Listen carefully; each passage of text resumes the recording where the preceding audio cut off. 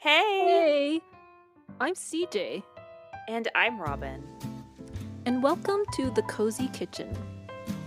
Come and make yourself comfortable here with us by the fire. Let's chat about baking, friendship, and cozy hobbies. And if there's time and enough tea, maybe we'll even unravel some traumatic backstories. I mean, there should always be enough tea.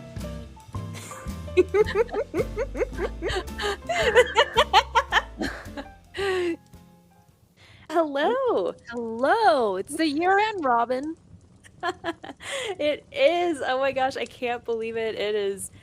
You know what? It's weird. It's simultaneously been a very, very long year, but also I can't believe that it's the end of it still. Like, is this what being an adult is? Is it just like being amazed at how slowly but quickly time passes at the same time? Yeah, and I think it accelerates as we age. Mhm. Like, my God, like a whole year, a whole school year when I was in high school was like torture. But now Yeah. it's like, what happened to this year? Yeah, it's gone and I don't know. I was just looking back at the full year and everything because I genuinely don't remember a whole lot of what happened this year. Like, I mean, I do, but I don't. But that's why we take pictures and we journal and, document these things because I genuinely feel like without documentation, I wouldn't remember half of what I did. But that's what we're going to talk about it, and we're going to talk about stuff that we baked this year that we were proud of, what we learned, and then what we are setting our sights on for 2026, which is that's a very odd year to say. My brain is still stuck in like 2005 or something. Just Yes. don't quite feel like I'm fully here, but Yep. we're good. But we could just jump into it. I would love to know, CJ, what is something that you baked this year that you were especially proud of? Or any year, it doesn't have to be this year, but what have you baked either this year or year past that you've been especially proud of? Maybe it taught you something, maybe you just made it because you wanted to and it turned out really well. I would love to hear about a past baking win. Yes. So there are many wins along with a lot of failures, but many wins. But since it is New Year's Eve and we're talking about like holidays, I we used to work together, and so I had brought in one year this wedding cake that was for Halloween, and I made it such that it looked like it got torn up by a dinosaur. Yes, and you were in a dinosaur costume that year, I think, right? Yes, I was One of the in big blow up ones, it was amazing. so I'm especially proud of that one because I was just finding escape from work stress. Yeah, and that's what And baking does, like, it allows us a little bit of an escape, and I love that. yeah, yeah, and that was the year I truly mastered, I feel, the whole tiered cake construction because that literally is like you're being an engineer or an architect to like really make sure this thing does not fall down. Mhm. Yeah. And yeah, so that was the year. And you know what? I'll give you a trick right now. Mhm. It requires some boba straws. Boba straws, that's interesting. I feel like I've seen on different cake making shows that they'll use, like, dowel rods and everything. Do the boba Mhm. straws work similarly? Like, do you push them into the cake and give them Yep. structure?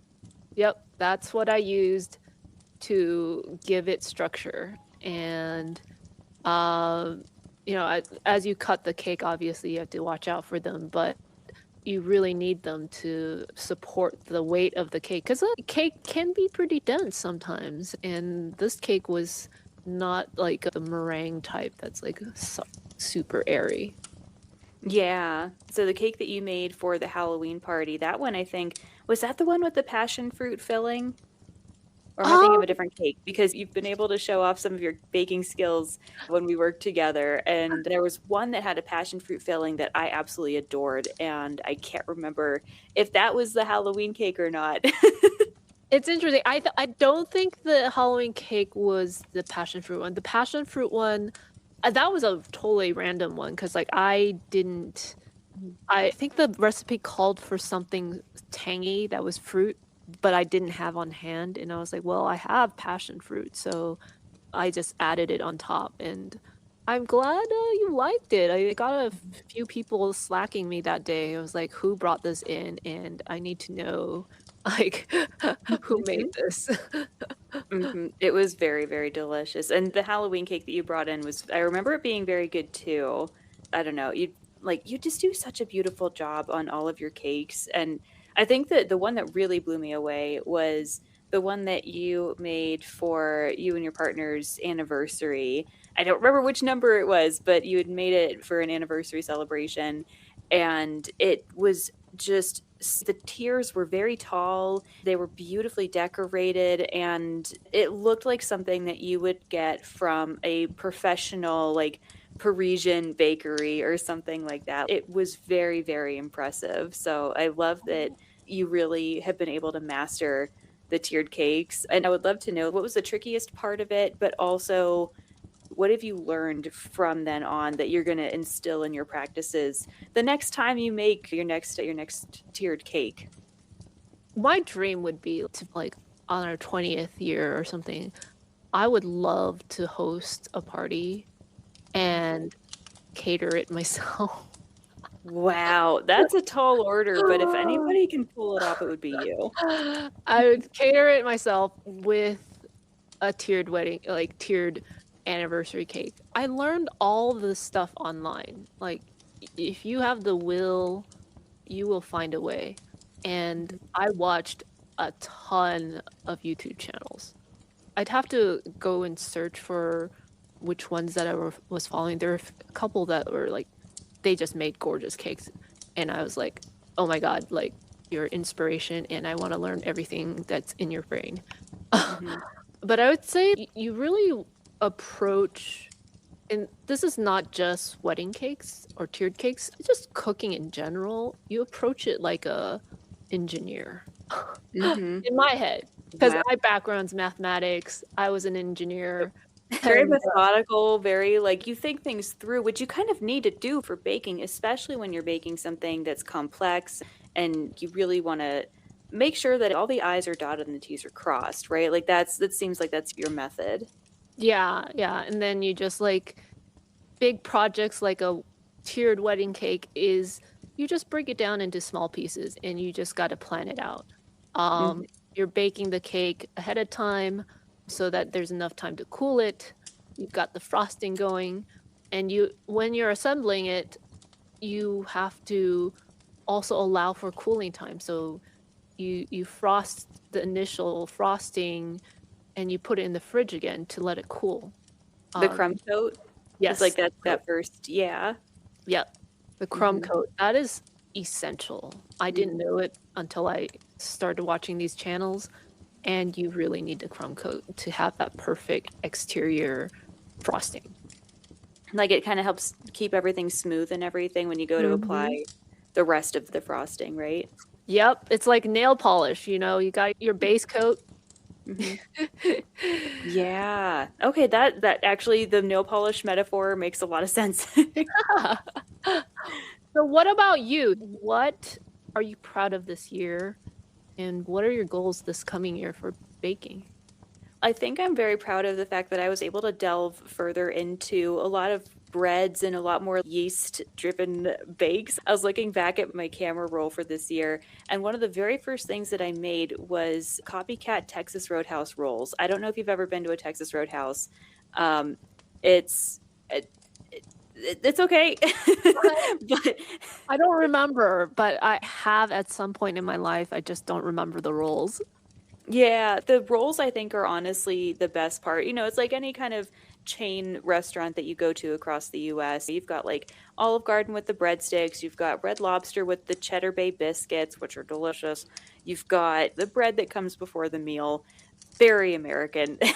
And Texas Roadhouse has these beautiful fluffy buns that come with like the cinnamon honey butter. Mm. And one day in January, I was like, hmm. I'm really craving that, but I don't actually wanna go to a Texas Roadhouse, so I made them myself, and they were not as fluffy as the ones from Texas Roadhouse, but I had enough success with them that I was like, "Okay, I can work with this, like, I'm doing something right, because they were still pretty fluffy, they weren't very dense or anything, so I was like, "Okay, I'm doing something correctly." And then at some point this year, I think it was the latter half of the year, I got started with sourdough. And thanks to you, I was able to know what goes into a sourdough starter, what it's supposed to look like and smell like. And I've been making sourdough about once a week. Mondays are usually my sourdough day.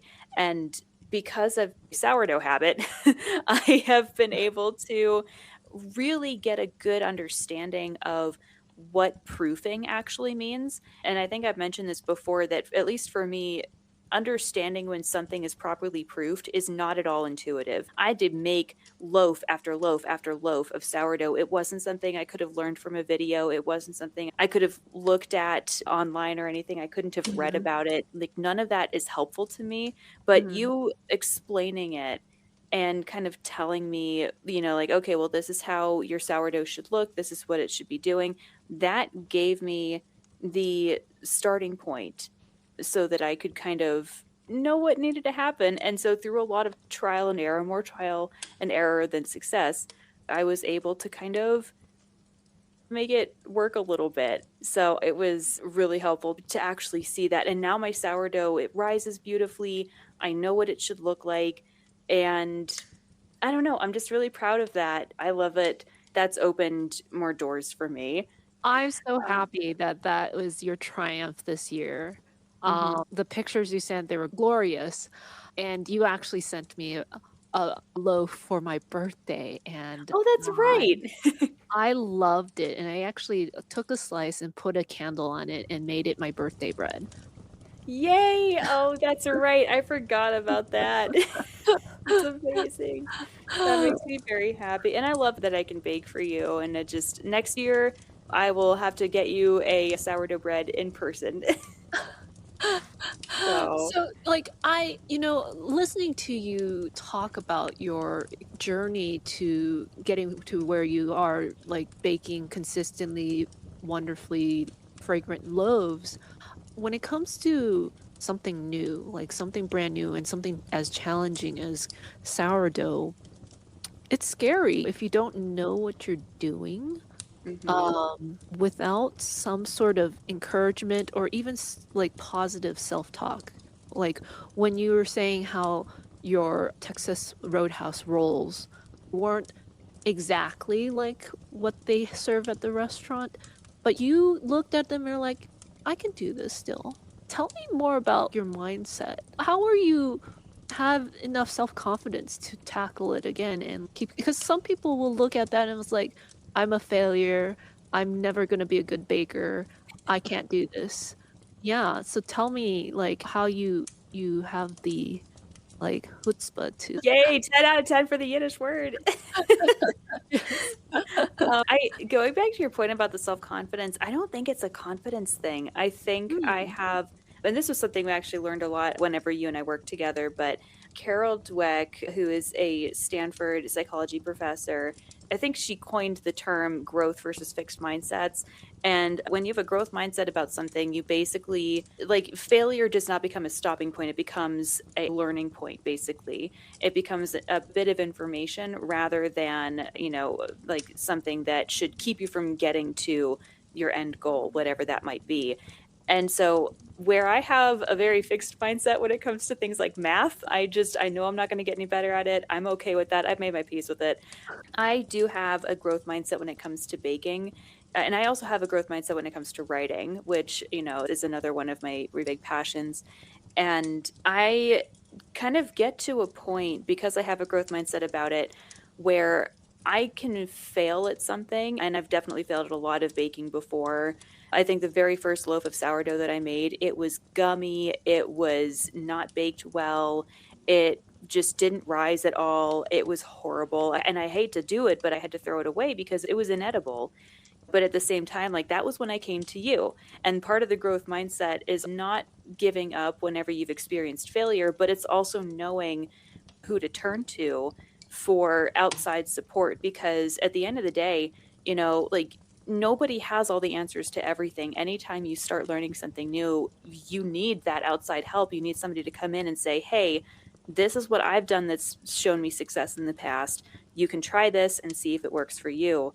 And you were so incredibly helpful in breaking down the very, like, big mountain of uncertainty that was sourdough baking, and I think that because I had a lot of your advice and a lot of your help, and I knew that I could just send you a picture of this sourdough, and you could help me suss out what was going on, having that kind of, like, guiding hand along, that journey, it made all the difference. Like, I don't believe that a whole lot of victories are done in a vacuum. I've been able to learn because of the people around me, and so just I don't know, a lot of that sourdough victory is thanks to you, so Oh, thank you. I mean, like, I think it really has to do with you, like, going at it and trial and error and not quitting. You just keep trying, and I think that's what really led to your success.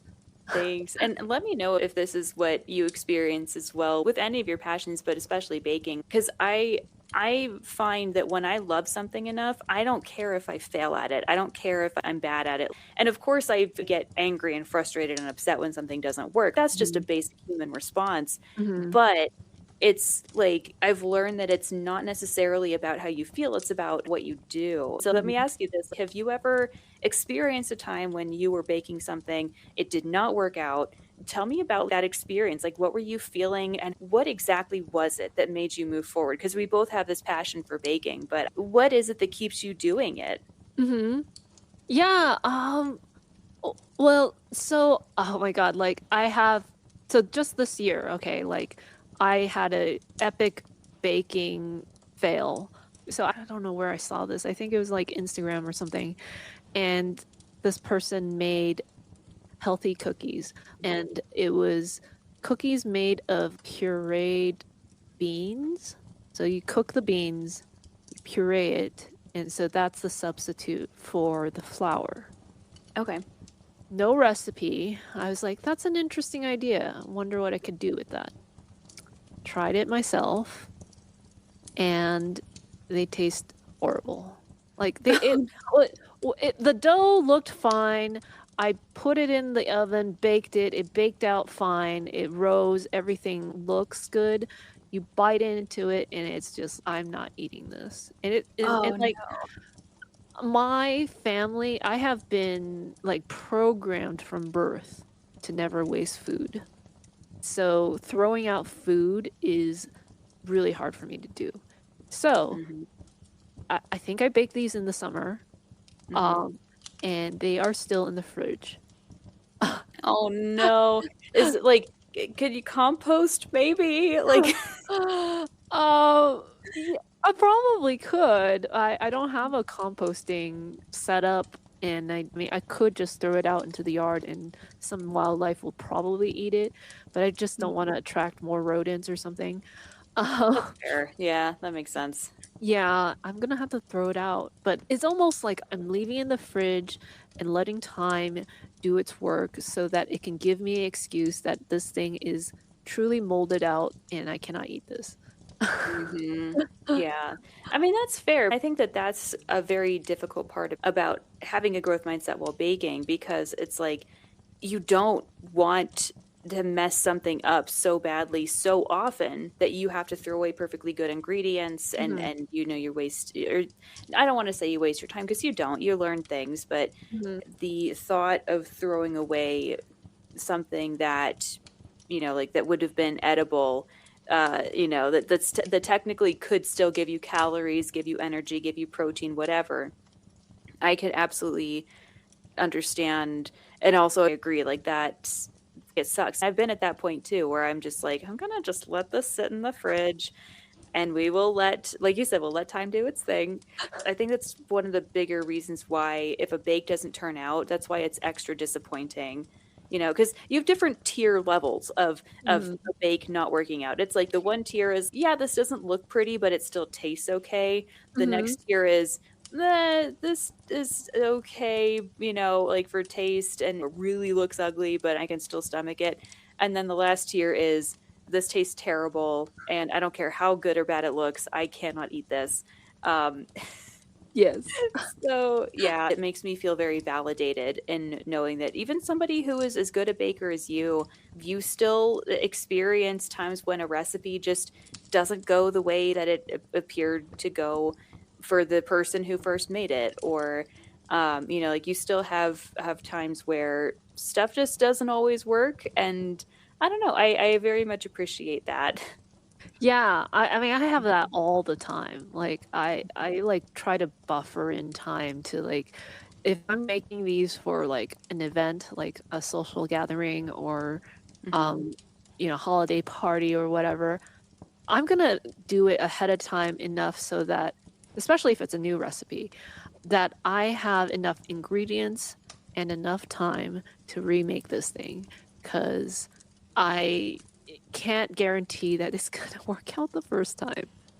Mhm. Yeah, and I love that you will allot yourself enough time to do it, because I think that's a big thing with baking. Let me know if this is something you do as well, but I have to, especially if I'm making something for a holiday party, people are coming over for dinner or sending this to somebody, I will read the recipe so thoroughly.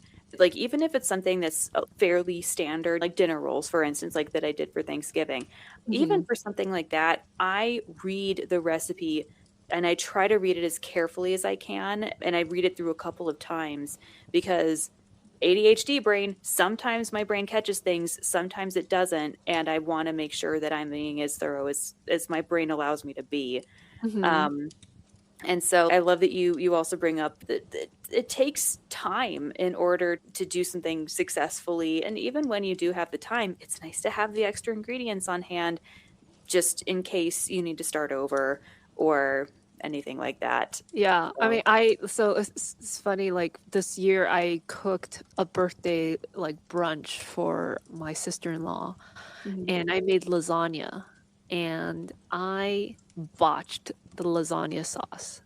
Oh, I no. completely burned the bottom. I had forgotten that Oh, I had left it on the stove. It was, like, so smoky, you could not eat this thing. Luckily, I was smart enough to allow myself enough time and ingredients. I remade the whole damn thing.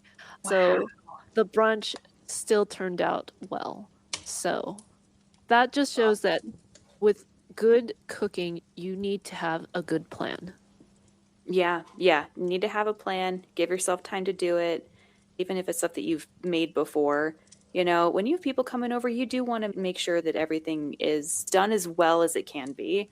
So Yeah, that's why I, like, go back to thinking that's my engineering brain, and I feel Mhm, like these days, I mean, since I don't know, since millennia, I feel like girls, like are scared away from STEM subjects. mhm. Yeah, Like, the things that girls do is just as, like, requires the same skills, like, baking requires the same skills.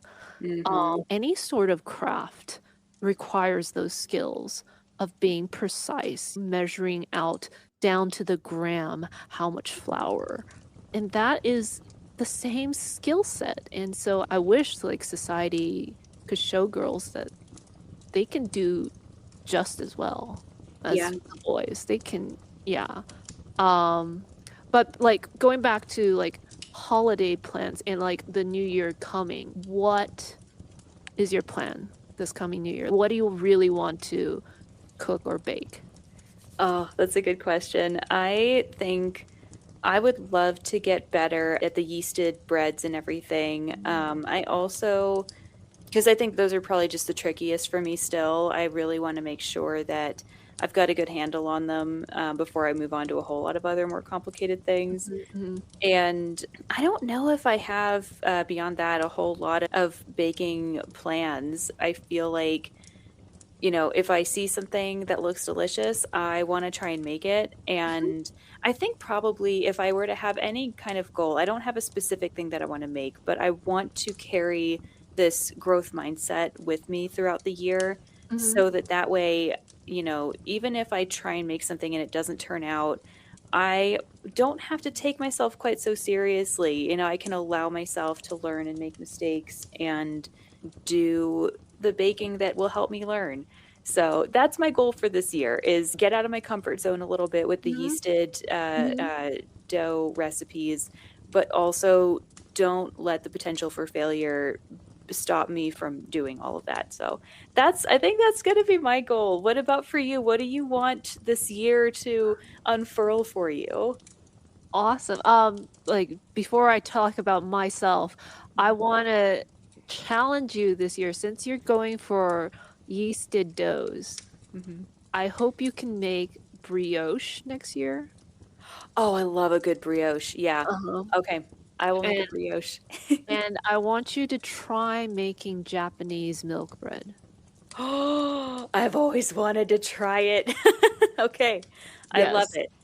yes. Brioche and Japanese milk bread, and this time next year, we are going to look back and Yep, see if I've made yep. them. Yeah, I am confident you'll make them, but, like, that this is part of your curriculum, like, if you want to do Mhm. more yeasted, those 2 you've gotta try. I love that. And yes, go ahead and say what yours are, and then I can issue you a challenge because this is Okay. fun. Yes, yes. This coming year, let's see, 2026, I really want to and I have the mold for it. This is a French dessert. The name of it is really escaping me right now because 'cause I'm only on 5 hours of sleep. Um, Okay, that's alright. uh, let You said me it's a ask. French dessert? Yes, I'm gonna It's not a ask. croquembouche, is it? No, no. Wait, is it? N It might be. Give me a second, let me look I'm this gonna up. I'm gonna laugh really hard if it ends up if you said it needed a mold, if I don't think a Yes. croquembouche needs a mold. I think that Okay. croquembouche is just a tower of, like, cream Okay. puff. Yes, it's not Okay, that. It'll probably the AI is probably it's thinking. yes. It's a Mm. de Bordeaux. So, I have actually the copper fluted cups that, I bought a while ago. I've just never had a chance to make it. It is apparently not easy to make because you Ooh, want this thing to be it's almost like a bread pudding inside, ooh, and that but sounds then the incredible. exterior is a little bit crispy. It's like caramelized like crust, and you bake it in this like fluted copper cup.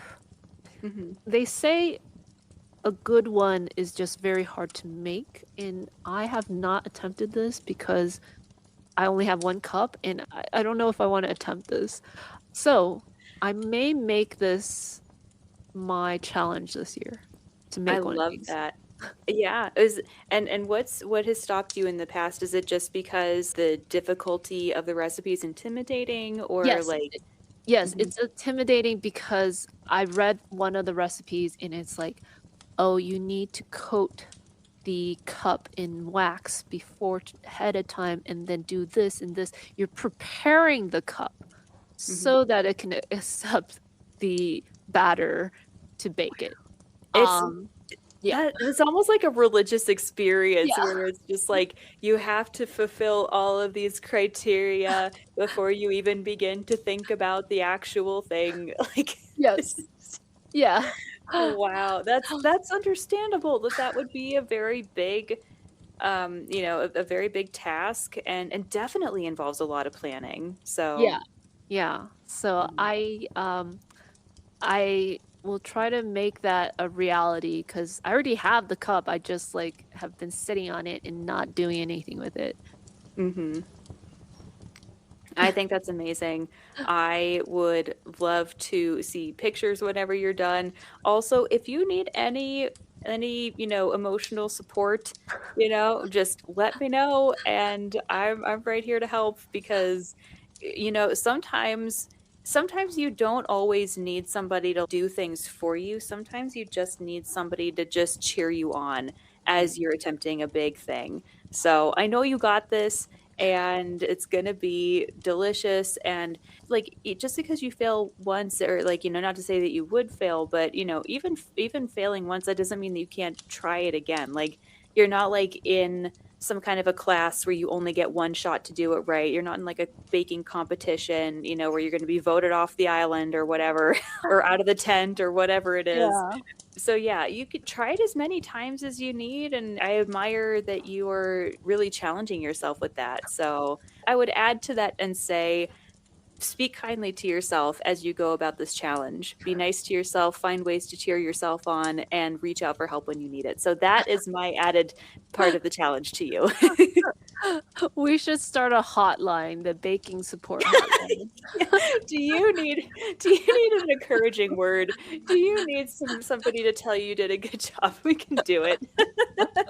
Yes, That'll go that'll 1-800 Cozy Kitchen.